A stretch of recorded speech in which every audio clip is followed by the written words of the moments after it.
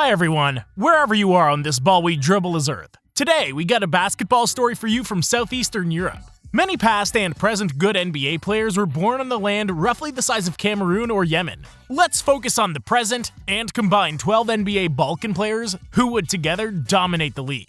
Balkan countries have lived in turmoil for most of the Middle Ages and the modern era. Conquering each other or being conquered by Ottoman and Austro-Hungarian empires, these territories were waging wars constantly for 700 years. After World War I, which indeed started in the Balkans, Macedonia, Serbia, Croatia, Slovenia, Bosnia and Herzegovina, and Montenegro created Yugoslavia. In 100 years, these countries, alongside their neighbor Greece, wrote some of the greatest pages in basketball history. Since the 90s, Yugoslavia broke up in one more necessary brotherly war. But still, these countries combined have won 8 Olympic medals, 1 gold, 12 FIBA World Cup medals, 5 golds, and 27 FIBA Eurobasket medals, with 11 golds. They've produced Hall of Famers like Drazen Petrovic, Vlade Divac, Dino Radja, and Toni Kukoc, and many others have played some of the greatest basketball games in NBA and European history. Balkan countries even gave us the last 4 NBA MVPs. Now, let's mix players from this peninsula and create an NBA behemoth that would obliterate any NBA team. First, let's address the elephants in the room. Giannis, Doncic, and Jokic are locks in any variant of a team from the Balkans. With the average male height of around 180 centimeters in this region, we have more front-court-oriented players at our disposal, so Doncic will have to operate from the backcourt. In theory, these 3 max contract players could function well together. Surrounding the Greek freak with 2 good shooters, Joker and Luka Magic, is a good place to start. At the moment, our 3 stars are averaging a nightly combined 89 points, 32.4 rebounds, and 23.6 assists. We understand that these averages are impossible while sharing only 1 ball, but it's still unmatchable by a combination of any other trio in the league. The question is, who should close out the other 2 missing positions in the starting 5? Let's amplify our backcourt with Slovenian national team chemistry. Here enters the one-time All-Star Goran Dragic. The latest Milwaukee Bucks acquisition worked very well alongside Doncic on their road to the FIBA Eurobasket gold medal in 2017, the trophy that put Luka on the basketball map before his arrival in the NBA. Dragic may have lost 2 or 3 steps since his days with the Suns and Heat, but he's still a capable shooter and table setter. So we have 2 Slovenians, 1 Serb, and 1 Greek that's also a freak. So it seems only right to add them a Croatian sharpshooter born in Bosnia. He's shooting 41% from 3 and 49% from the field in a Pistons uniform. Roll your drums for the NBA veteran with the most efficient season to date, Bogdan Bogdanovic. Bogdanovic is just the right guy we need to round up this super team lineup.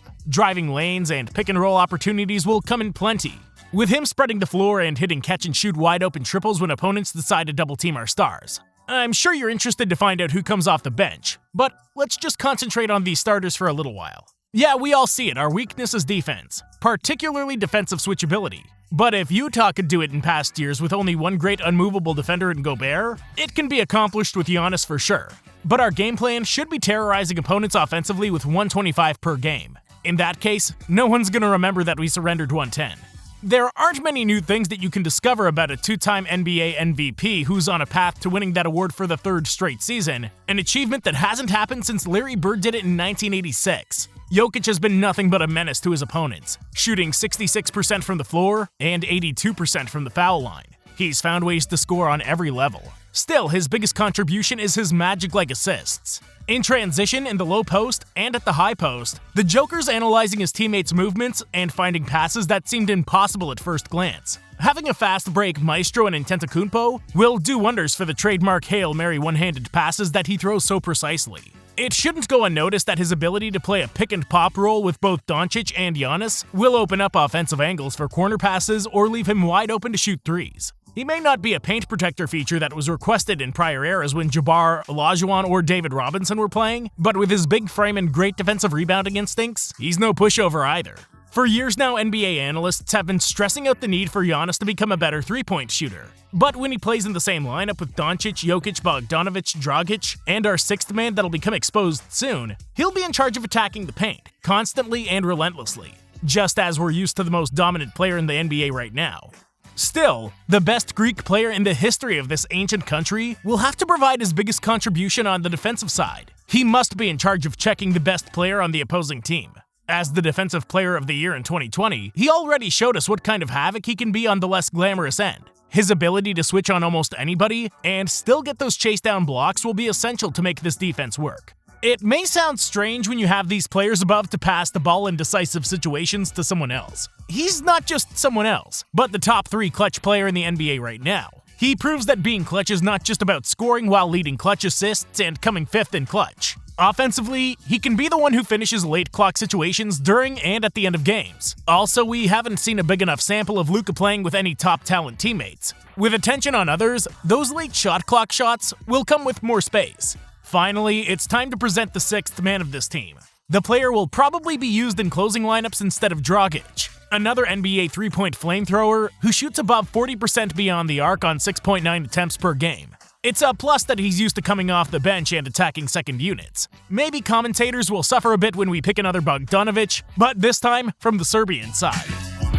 In a literal translation, the name Bogdan means given by God, as Bog means God and Don means given. To make it more interesting, his surname would be translated as gifted by God.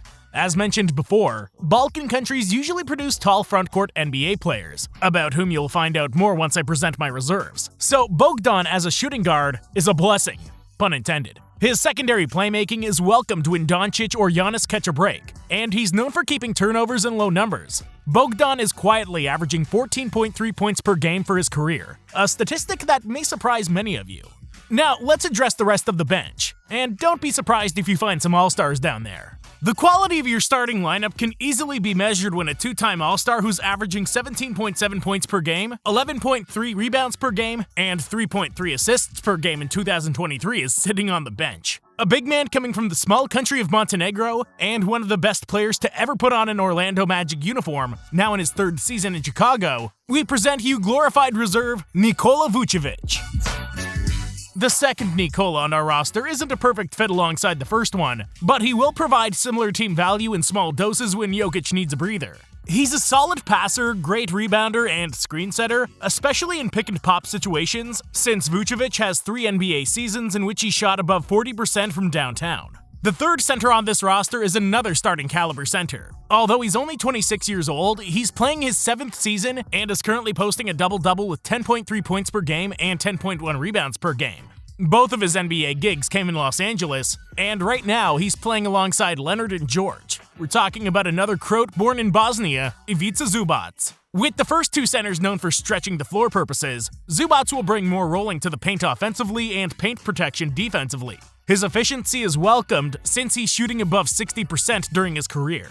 2 other role-player options are Slovenian Vlatko Cancar and Serbian prodigy Alexei Pokachevsky. Vlatko's familiarity with Jokic's style of play is a big plus since they're both playing in Denver for the last 4 years. Cancar has improved his skills in every single season, most notably from the three-point line, where he's hitting 41% of shots beyond the arc. On the other hand, the 17th pick from the 2020 draft, Pokachevsky, is still only 21 years old, and next to Doncic, will be the player with the biggest potential upside in this group. Averaging 8.8 points per game, 5.1 rebounds per game, and 2 assists per game in the Thunder's uniform. Alexei has shown flashes of a point-forward future. Those skills will surely benefit him being around some of the best point forwards in the league, such as Giannis and Luka. Having positive personalities and benchwarmer roles seems essential for many successful franchises. These players may not have on-court impact come playoff time, but bringing a positive vibe to the entire team during the long regular season may be just as important. This is why the Miami Heat have been paying Haslam for the last half-decade to be their locker room enforcer. The first towel-waving maestro is the brother of our main star. Giannis Antetokounmpo is a known league-wide benchwarming commodity. Giannis brings NBA championship experience, while also having 2 Greek League championships alongside 3 Greek League All-Star appearances. He's long, athletic, and above all else, isn't afraid to protect and energize his teammates, a feature he showed more than once during his NBA tenure. The other benchwarmer may be a more laid-back personality, but still showed his assassin mentality with his role in the John Wick 3 movie. The gentle giant Boban Marjanovic has always been a favorite teammate wherever he went. His basketball contributions shouldn't be overlooked, since he has some of the best points per minute production in NBA history. His mobility's always been a problem, but he's still capable of playing a couple of minutes while also serving as the biggest social media promoter of this team. Balkan Beric, which is the name we propose for this team, could benefit even more if two-time EuroLeague champion, two-time EuroLeague Final Four MVP, and one-time EuroLeague MVP would agree to join the NBA. Oklahoma City holds the rights to Vasilije Mecic, a Serbian point guard that has basketball abilities to incorporate him straight into our starting lineup, whose inclusion would bring us a more balanced roster. So, we've come to the end of making an NBA contender composed of players from the Balkan region. If you would do something different, please feel free to share your thoughts in the comment section. Also, tell us if you believe that some other region outside the USA could combine an NBA team as dominating as this one. Like and subscribe so you can dribble with us on more interesting topics like this one.